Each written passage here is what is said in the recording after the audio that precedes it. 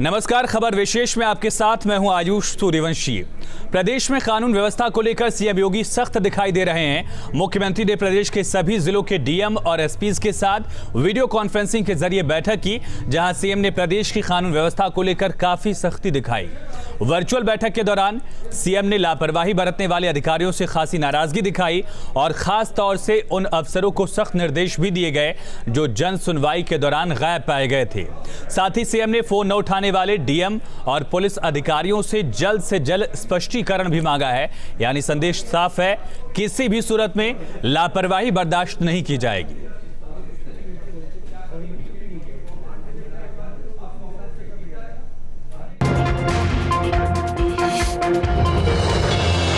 याद रखना, जनता आपकी हर एक गतिविधि को नजर रखती है। गोरखपुर में कारोबारी हत्याकांड के बाद से सीएम के तेवर सख्त नजर आ रहे हैं। हो भी क्यों ना, प्रदेश की कानून व्यवस्था को चुस्त दुरुस्त करने वाले सीएम न दिन देख रहे हैं न रात, लेकिन नक्कारे अधिकारियों के चलते बदनाम सरकार हो रही थी। सीएम ने अधिकारियों को अल्टीमेटम दे दिया, अगर काम नहीं किया तो विदाई तय है। अब जान लीजिए सीएम ने अधिकारियों के लिए कैसे नो टॉलरेंस की नीति तय कर दी है। भ्रष्टाचार पर जीरो टॉलरेंस नीति। सीएम ने डीएम और एसपी से मांगी रिपोर्ट। कानून व्यवस्था पर सख्त हुए सीएम। लापरवाह अफसरों से नाराज है मुख्यमंत्री। 31 डीएम और 24 एसपी को भेजा गया नोटिस। काम में कोताही पर मांगा स्पष्टीकरण। मैंने 4.5 वर्ष के अपने उत्तर प्रदेश के शासनकाल के दौरान इस बात को देखा है, जितनी सही और सटीक जानकारी मुझे एक सामान्य जन से प्राप्त होती है, और मैं इसीलिए आने के साथ ही मैंने उत्तर प्रदेश में मुख्यमंत्री कार्यालय में जनता दर्शन का कार्यक्रम प्रारंभ किया। याद रखना, जनता आपकी हर एक गतिविधि को नजर रखती है। हो सकता है कुछ देर कुछ दूरी तक हम शासन या उच्च अधिकारियों की आंखों में धूल झोंक लें, लेकिन लंबे समय तक नहीं। महज 5 महीने बाद मुख्यमंत्री को जनता के बीच जाना है। एक बार फिर से राज्य में कमल खिले, इसके लिए वो कोई कोताही बरतना नहीं चाहते। अपने दफ्तर में 12 घंटे तक काम करने वाले सीएम चाहते हैं कि उनके अफसर भी जनता के लिए समर्पित हों। Team news state. तो योगी सरकार की तरफ से लगातार सख्ती बरती जा रही। मुख्यमंत्री की मंशा के अनुरूप काम न करने वाले अधिकारियों को साफ संदेश दिया गया है कि लापरवाही बिल्कुल बर्दाश्त नहीं होगी। इसी पर चर्चा के लिए हमारे साथ 2 खास मेहमान कनेक्ट हो चुके हैं। प्रशांत वशिष्ठ जी हैं, प्रवक्ता भारतीय जनता पार्टी की। प्रशांत जी, बहुत स्वागत है आपका। कपीश श्रीवास्तव जी, एडवोकेट, प्रवक्ता समाजवादी पार्टी की। कपीश जी, आपका भी बहुत स्वागत है। प्रशांत जी, पहला सवाल आपसे ही, मुख्यमंत्री की मंशा के अनुरूप काम न करने वाले अधिकारियों को साफ संदेश दिया गया है कि लापरवाही बर्दाश्त नहीं होगी। क्या इन लापरवाह अधिकारियों की वजह से जो सवाल उठे हाल के दिनों में, उससे अब सरकार पार आएगी और इन लापरवाह अधिकारियों के खिलाफ कार्रवाई होगी? देखिए, लापरवाही प्रदेश सरकार का स्पष्ट मत है। जीरो टॉलरेंस ऑन क्राइम, अपराध के ऊपर जीरो टॉलरेंस का स्पष्ट हमारी नीति भी है, मत भी है। जिस दिन से माननीय योगी आदित्यनाथ जी ने सरकार संभाली, उसी दिन स्पष्ट कर दिया गया था। सभी अपराधियों को भी उन्होंने बोला, स्पष्ट रूप से मंच से बोला कि या तो वो प्रदेश छोड़ दें या अंजाम भुगतने के लिए तैयार रहें। और वैसा हुआ भी। तमाम अपराधी मारे गए, जो दुर्दांत अपराधी थे, कई अपराधी मारे गए। तो ये जो सरकार है, योगी जी के लिए मैं यही कहूंगा कि योगी की यही कहानी, हर अपराधी मांगे पानी। तो यहाँ तो ये जो सरकार है, ये अपराध को बिल्कुल बर्दाश्त नहीं करेगी और किसी भी प्रकार की कोताही को, किसी भी अफसर की कोताही को भी बर्दाश्त नहीं किया जाएगा। बिल्कुल उसको सबको गंभीरता से इस विषय को समझना चाहिए कि अपराध पर हमारी जीरो टॉलरेंस जो है वो स्पष्ट नीति है और अपराध या अपराधी किसी को बर्दाश्त उत्तर प्रदेश में नहीं किया जाएगा। कपीश जी, अपराधी पानी मांग रहे हैं, सरकार सख्त है, मुख्यमंत्री खुद लगातार मॉनिटर कर रहे हैं, विपक्ष के पास मुद्दे बचे नहीं है।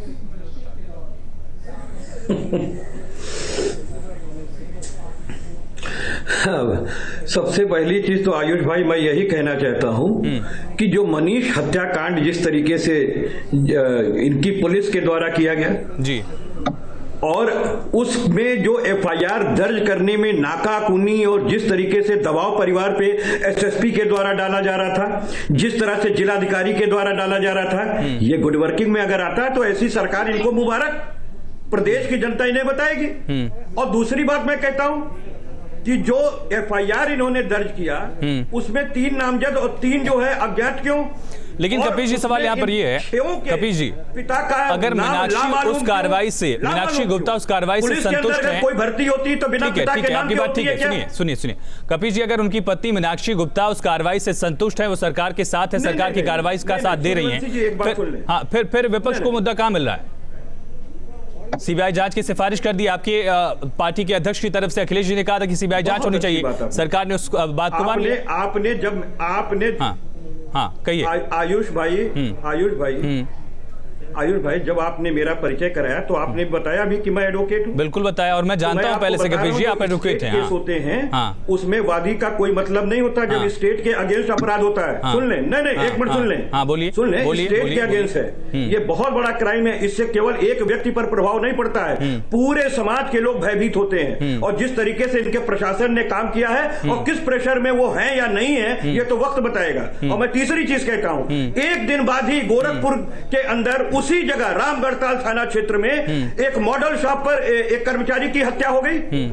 दूसरे ही दिन क्या कर लिया इन्होंने, ये इनका लॉ एंड ऑर्डर है। और अगर इस तरीके की चीजें ये कह रहे हैं कि या तो वो स्वर्ग चले गए या वो प्रदेश छोड़ गए, तो जो लगातार मुसलसल क्राइम उत्तर प्रदेश में, भारत में सबसे ज्यादा घटित हो रहा है, तो ये कौन लोग कर रहे हैं? क्या भारतीय जनता पार्टी के कार्यकर्ता? लेकिन कपिल जी ये भी बताना होगा ना, कपिल, मैं प्रशांत जी आपके पास भी लौटूंगा, लेकिन कपिल जी ये भी बताना होगा कि आखिर ऐसा क्या कारण है कि समाजवादी पार्टी की सरकार में जो अपराध हो रहे थे उनमें 22% की कमी हत्या के मामलों में दर्ज की गई है।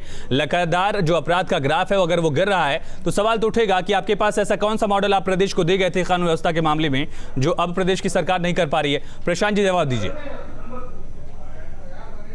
देखिए, यहाँ जो समाजवादी पार्टी की सरकार आपने मुझसे किया जवाब मैं लौटा हूं पार्टी रही, एक कपिल जी, देखिए समाजवादी पार्टी का मूल सिद्धांत है, पहले उसको समझने की आवश्यकता है।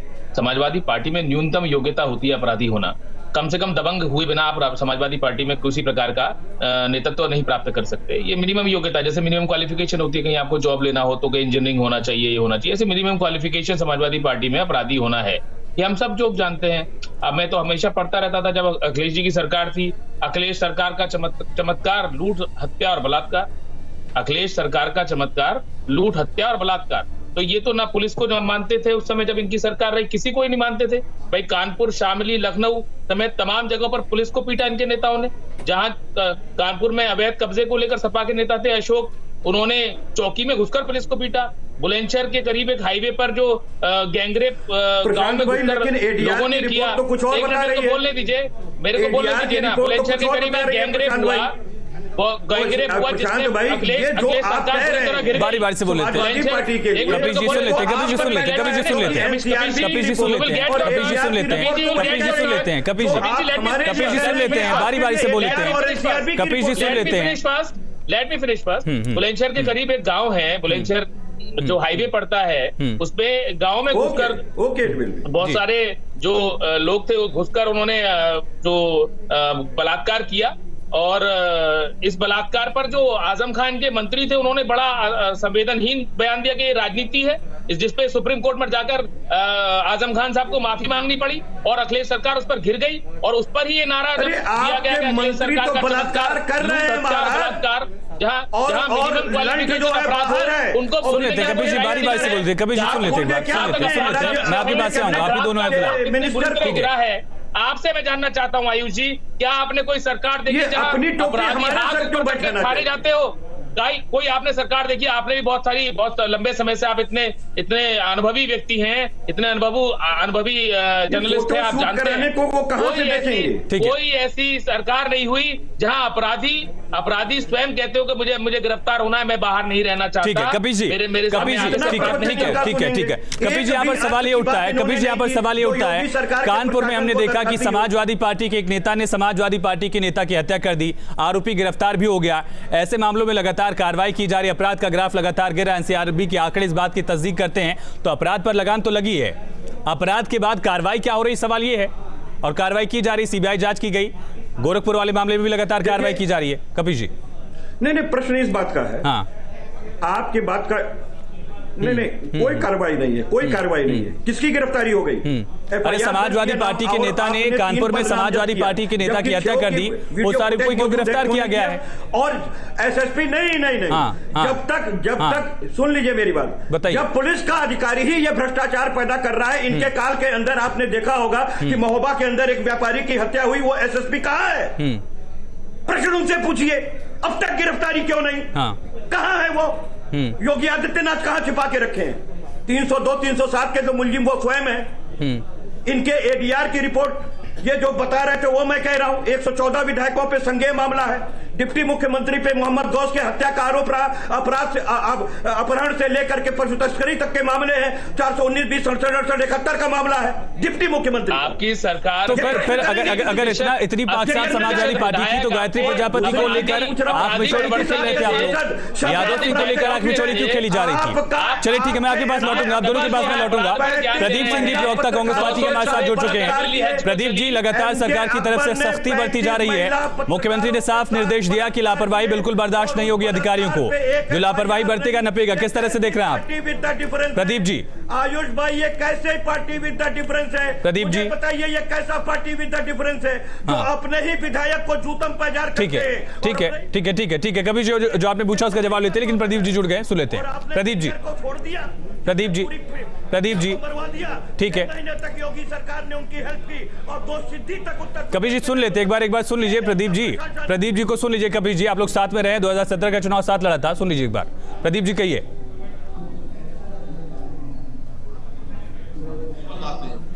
किस मामले में बता नहीं होगी? इस मामले में बता नहीं होगी कि जो विक्टिम होगा उसके घर आप जाइए, पूरा दबाव बनाइए कि कोई एफआईआर नहीं होनी चाहिए। 6 लोगों की जिंदगियों का सवाल है। एसएसपी जाइए, कप्तान जाइए, पर एफआईआर कतई ना होने दीजिए। एफआईआर हो गई, क्या अपराध हो गया?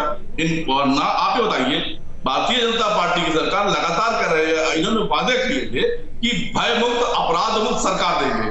दिया क्या इन्होंने?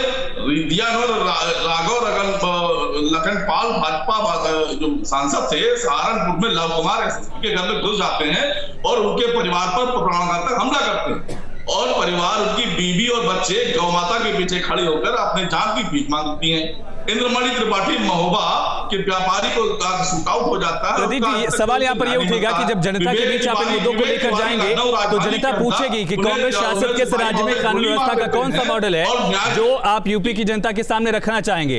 राजस्थान रेप के मामले में नंबर 1 है, यूपी की पॉपुलेशन से राजस्थान की पॉपुलेशन कहीं ज्यादा कम है, लेकिन रेप के मामले वहां पर लगभग डबल आए हैं, 2020 के एनसीआरबी आंकड़े कहते हैं। तो जनता ये भी सवाल पूछेगी कि कांग्रेस जो सवाल उठा रही है कानून व्यवस्था को लेकर, कांग्रेस शासित राज्य का ऐसा कौन सा मॉडल है जो आप जनता के सामने, यूपी के सामने रखना चाहेंगे?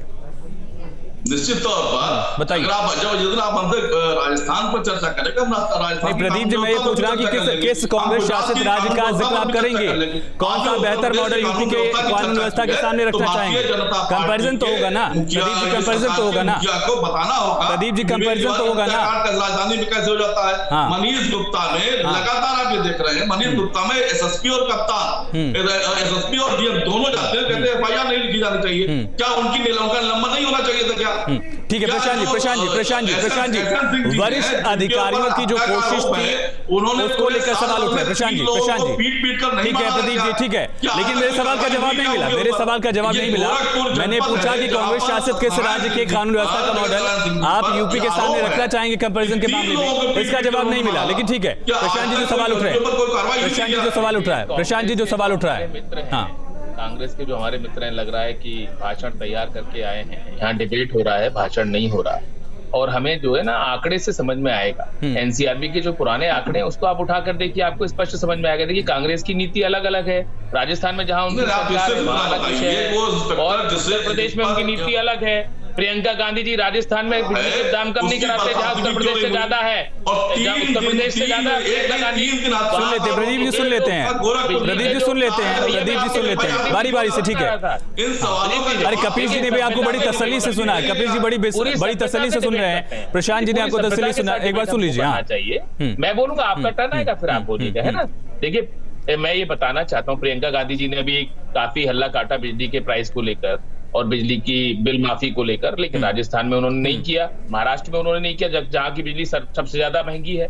लेकिन इनका जो है ना, इनका दो डबल स्टैंडर्ड बातें हैं सारी, और इसको आंकड़े को हमें समझना चाहिए। 2016 की तुलना में डकैती में 68.33% की कमी आई है, ये एनसीआरबी के डाटा कहता है। लूट में 66.34% की कमी आई है यूपी में, हत्या में 24.89% की कमी आई है, बलवा में 28.96% की कमी आई है, अपहरण लगभग 60% कम हो गया है, दहेज मृत्यु में 9.18% की कमी आई है, बलात्कार लगभग 40% कम हुए हैं।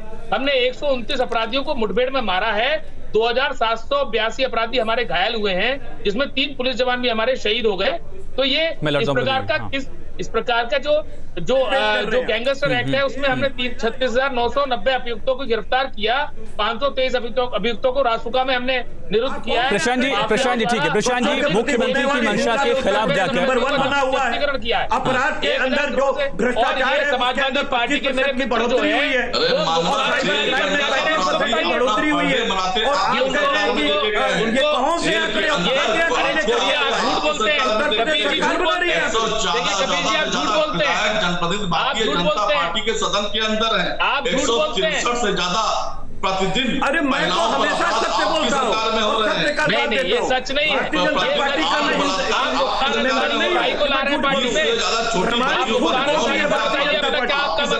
मुख्तार अंसारी पर मत बताइए, अपना मत बताइए ना। आप सरकार थी तो ठीक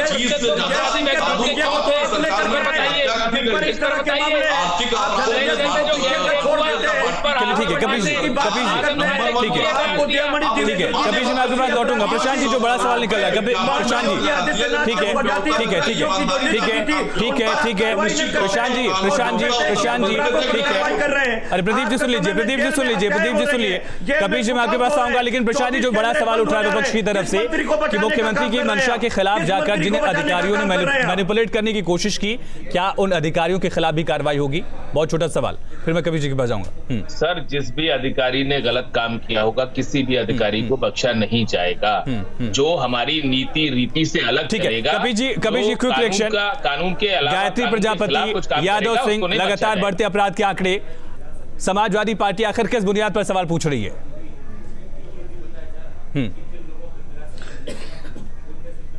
पहली बात तो ये मैं कह रहा हूं कि समाजवादी पार्टी ने हमेशा कहा कि हम अपराध के प्रति काम करेंगे, उसको दबाने का काम करेंगे। हम राम राज्य का वादा करके नहीं आए थे, ये राम राज्य का वादा लेकर के आए, और उसके बाद भी इन्होंने क्राइम बढ़ा दिया। कानून का राज होना चाहिए, सबसे बड़ा सवाल है। बहुत शुक्रिया कपिल जी आपका, प्रशांत जी आपका बहुत शुक्रिया, प्रदीप जी आपका बहुत शुक्रिया।